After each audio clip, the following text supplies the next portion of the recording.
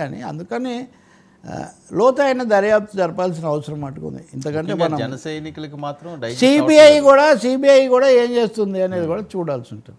ముఖ్యంగా బోరుగడ్డ అనిల్ విషయాన్ని వచ్చేసరికల్లా ఎక్కువగా కసితో రగిలిపోయేది జన సైనికులు. నిజమే, మరి జన సైనికులు కూడా ఆ విషయాలు మరి వాళ్ళు కూడా నిఘా పెట్టలేదా, వాళ్ళకు ఈ విషయాలు ఏం తెలియలేదా?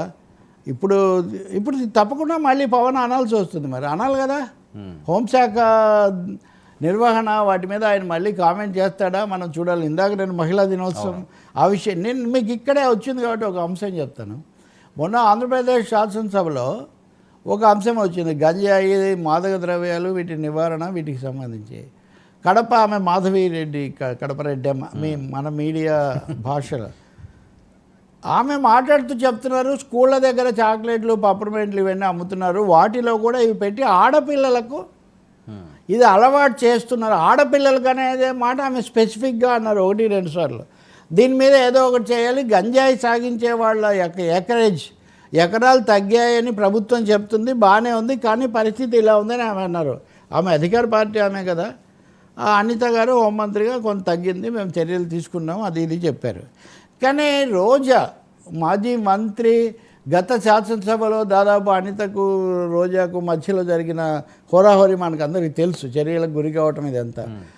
రోజా ఏమన్నారంటే హోంమంత్రి ఇంటి దగ్గరే గంజాయి సాగు అవుతూ ఉంది, మాదక ద్రవ్యాలు పట్టుబడుతూ ఉన్నాయి అని ఒక విధంగా హోంమంత్రిని లింక్ చేస్తూ ఆమె కామెంట్స్ చేశారు. దీని మీద కూడా ఏం సమాధానాలు లేవు. అందుకే నేను అంటుంది ఏంటంటే, ఇందాక మనం లిక్కర్ గురించి మాట్లాడినా, గంజాయి గురించి మాట్లాడినా, రంగన్న గురించి మాట్లాడినా, ఇప్పుడు అనిల్ గురించి మాట్లాడినా, మీరు ఇది కూడా అంతే అండి. ఇప్పుడు తిరుపతిలో కిరణ్ రాయలు ఆమె లక్ష్మీరెడ్డి జరిగింది, ఇప్పుడు వాళ్ళు మేము పరిష్కారం చేసుకున్నామని మీడియా ముందుకు వస్తున్నారు. నిజంగా ఏం జరిగింది? నిజంగా ఇది టీకప్లో తుఫాన్ లాగా ఎందుకు వచ్చింది అంటే ఇది ఇంతేనా? వ్యక్తులు, కోర్టులు ఒక 4 రోజుల పాటు హెడ్లైన్స్ ఆక్రమించటము, దాని మీద పోలీసులు తిరగటము, అందరూ అదే మాట్లాడటము. నేను ఎవరి మీద నేనేం వ్యాఖ్యలు చేయట్లేదు ఇక్కడ, కానీ సందేహాలు ఇస్తుంది మటుకు మీరే కలిగిస్తున్నారు. అవి మీరు పరిష్కారం ప్రభుత్వం ఏం మాట్లాడలేదు, పోలీసులు ఏం మాట్లాడలేదు. నచ్చిన వాళ్ళు అటు, నచ్చని వాళ్ళు ఇటు చెప్తూ వచ్చారు. అంటే ఏవో శక్తులు, అదృశ్య శక్తులు రాజకీయ పరిణామాలను విపరీతంగా ప్రభావితం చేస్తున్నాయనేది మటుకు స్పష్టంగా ఇది శ్రేయస్కరం కాదు సార్.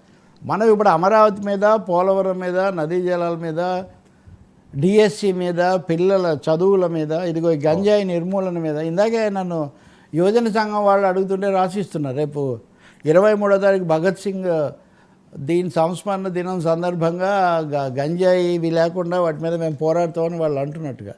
సో మనం అలాంటి ఒక మంచి రేపు మహిళా దినోత్సవం కూడా మహిళలైనా, యువతనైనా, విద్యార్థులైనా ఒక సహేతుకమైన మార్గంలోకి మళ్లించాల్సిన అవసరం ఉంది. వ్యక్తులు, పార్టీలు పరస్పరం అనుకోవటం అన్నది అది వాళ్ళకి సంబంధించిన అంశం. సరే, ఏంటి పార్టీ నేతలతో కేసీఆర్ గారు భేటీ, మళ్ళీ కేసీఆర్ గారు